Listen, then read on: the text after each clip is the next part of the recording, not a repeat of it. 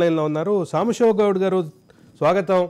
కేసీఆర్ ఈ ఎన్నికల్ని ఫేస్ చేసే క్రమంలో ఆత్మవిశ్వాసంగా ఉండటం చివరికి అతి విశ్వాసంగా పరిగణించిందా అనేటటువంటి చర్చలో ఉన్నాం. మీరేమంటారు?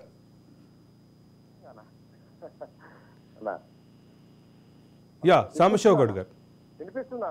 యా వినిపిస్తుంది. సాంబశివ గౌడ్ చెప్పండి. గుడ్ ఈవినింగ్ అన్న. గుడ్ ఈవినింగ్ చెప్పండి అన్న. నిజానికి మనం చూసినాం, మొదటిసారి గెలిచినప్పుడు నీళ్లు నిధులు నియామకాలు అనే అంశం పైన మనకు అధికారంలోకి రావడం జరిగింది. ఓకే. ఆ టైంలో ప్రజలు ఆయన స్వాగతించారు, ఒక పెద్దన్న పాత్రగా ముందుకు వచ్చిందని చెప్పి.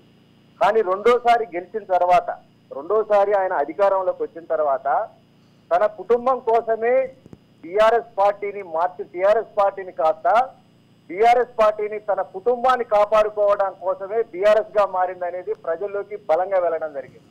ముఖ్యంగా మనం చూసినట్లయితే కవిత లిక్కర్ స్కామ్ నే తీసుకున్నట్టయితే, మనం లిక్కర్ స్కామ్ నుంచి కవితని బయటపడేయడానికి ఇవాళ బీఆర్ఎస్ పేరుతోటి సెంట్రల్ లో ఆయన ఏదో చక్రం తిప్పుతున్నట్టుగా ప్రజల్లో ఒక భ్రమ కలిగించిండు. అంటే తన అస్తిత్వాన్ని కోల్పోవడం జరిగింది. అంటే అసలు మనం ఏదైతే ప్రాథమికంగా మనం తెలంగాణ ఉద్యమం కోసం ఆయన పోరాటం చేసినామో ఆ అస్తిత్వాన్ని కాస్త పక్కన పెట్టేసి తన బిడ్డను కాపాడుకోవడానికి బీఆర్ఎస్ గా మార్చిండు. అంటే మన తెలంగాణ అస్తిత్వాన్ని వదిలేసింది అనేది ప్రజల్లోకి వెళ్ళిపోవడానికి.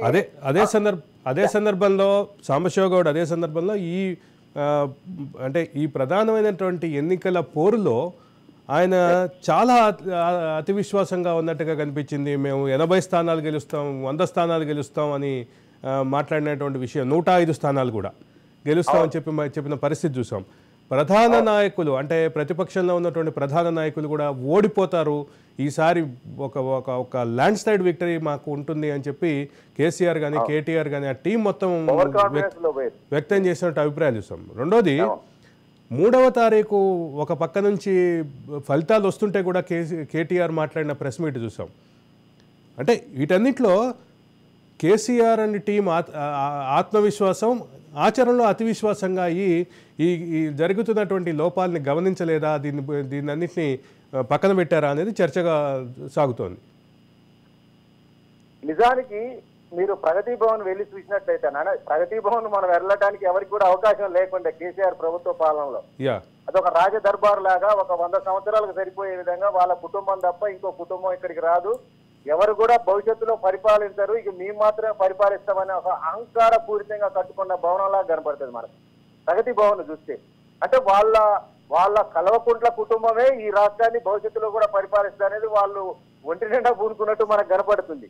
కాబట్టి వాళ్ళు ఒక అహంకార పూరిత ధోరణితోటి ఇవాళ మొన్న ఎలక్షన్ లోకి రావడం జరిగింది. అంటే ప్రజలను చాలా తక్కువ అంచనా వేసారు వాళ్ళు. అంటే ప్రజలను మనం డబ్బులు ఇచ్చేనా ఓటర్లను మభ్యపెట్టి, అంటే విచ్చలవిడిగా సంపాదించారు కదా, కాళేశ్వరం పేరుతోటి, మిషన్ భగీరథ పేరుతోటి, మిషన్ కాకతీయ పేరుతోటి విచ్చలవిడిగా సంపాదించిన డబ్బుతోటి ప్రజల ఓట్లను కొల్లగొట్టొచ్చు అనే ఒక అతి విశ్వాసానికి లోనేరు.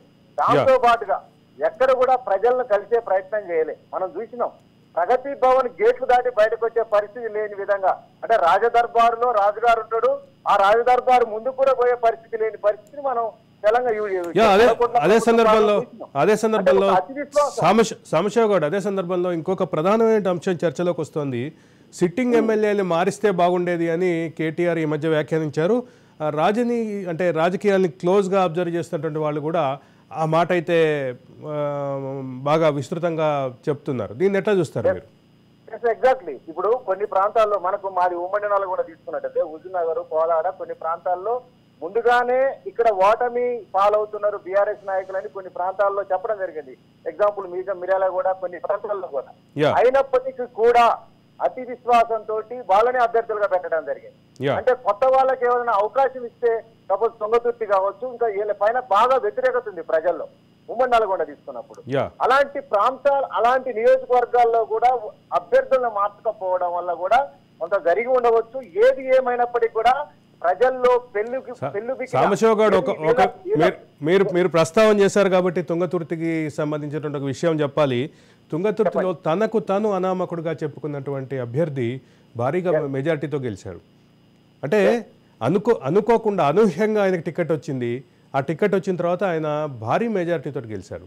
అంటే 2 సార్లు సిట్టింగ్ ఎమ్మెల్యే అయినటువంటి ఎమ్మెల్యేని ఆయన ఓడించారు. మీకు ఒక అంటే మీరు కూడా నాకు తెలిసి రాజనీతి శాస్త్రం చదివారు.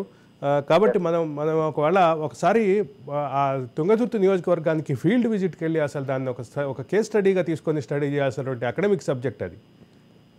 యా, ధన్యవాదాలు సాంబశివ్ గౌడ్. లైవ్లోకి వచ్చి మీ అభిప్రాయాలు తెలియజేసినందుకు.